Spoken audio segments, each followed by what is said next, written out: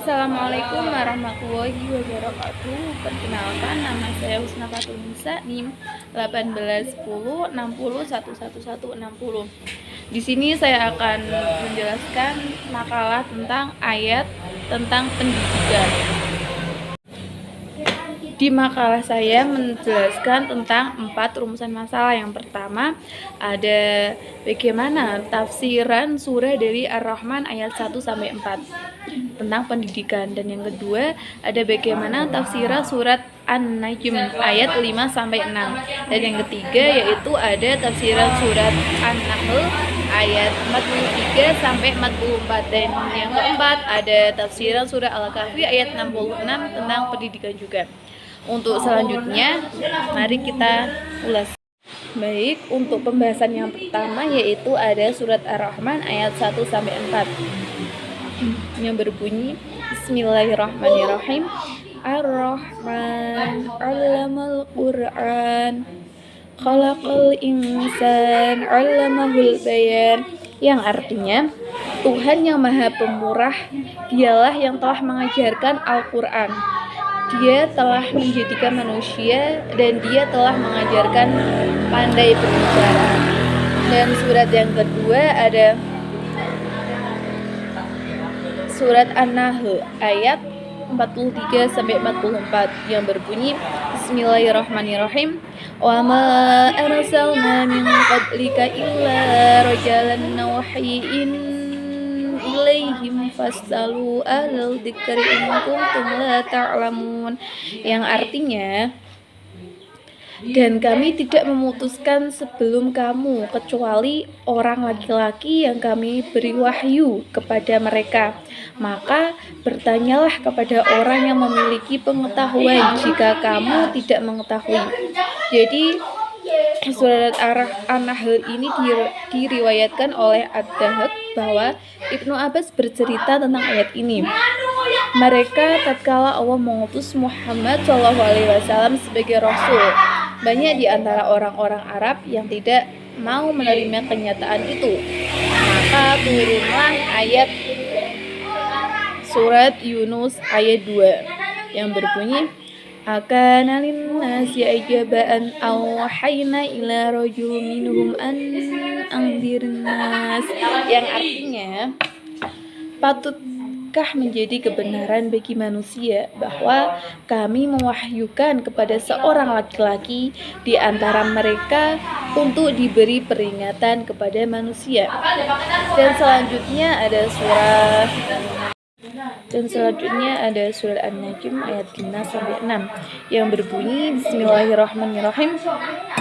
Alamu masjidul qawadu mirratin fastawa, yang artinya yang diajarkan kepadanya oleh malaikat Jibril yang sangat kuat, yang mempunyai akal, yang cerdas, dan Jibril itu menampakkan diri dengan rupa yang asli atau rupa yang bagus dan perkasa.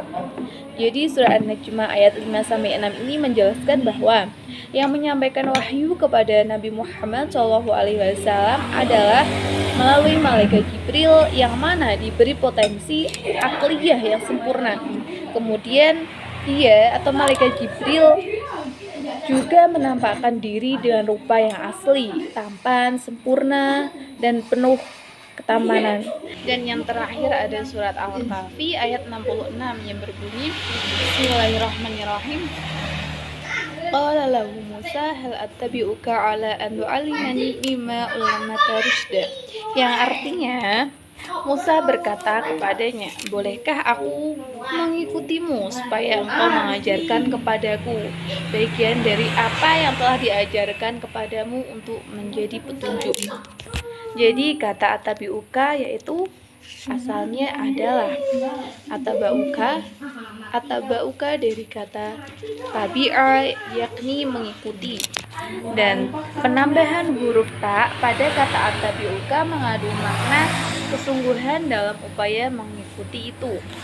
Memang demikianlah seharusnya seorang pelajar harus bertekad untuk bersungguh-sungguh mencurahkan perhatian bahwa tenaganya terhadap apa yang akan dipelajarinya. Berdasarkan penjelasan dari surat Al-Kahfi ayat 66 di atas, Maka kami menyimpulkan bahwa dalam menuntut ilmu tidak boleh setengah-setengah, karena jika kita melakukannya dengan setengah hati, maka hasil yang diperoleh pun tidak maksimal dengan apa yang kita lakukan. Jadi dari kesimpulan materi yang sudah saya sampaikan tadi, yaitu surat Ar-Rahman ayat 1-4 menjelaskan bahwa Allah adalah subjek pendidikan yang mengajarkan ilmu pengetahuan kepada umat manusia. Ayat ini mengajarkan kita untuk menjadi seorang pendidik yang profesional, yaitu mentransfer semua ilmu yang ada hingga objek pendidikan paham dan pandai. Dan selanjutnya ada surah An-Najm ayat 5-6. Ayat tersebut menjelaskan bahwa malaikat Jibril adalah subjek pendidikan. Ayat tersebut menjelaskan ciri-ciri seorang pendidik yang berkompeten tidak hanya baik dalam hal penguasaan materi, tapi juga sikap dan penampilan. Dan yang ketiga ada surat An-Nahl ayat 43-44. Ayat tersebut memerintahkan kita untuk bertanya kepada orang yang lebih tahu. Kita juga diajarkan untuk bersabar dalam pendidikan, baik dalam proses menuntut ilmu maupun mengajarkan ilmu kepada sesama manusia.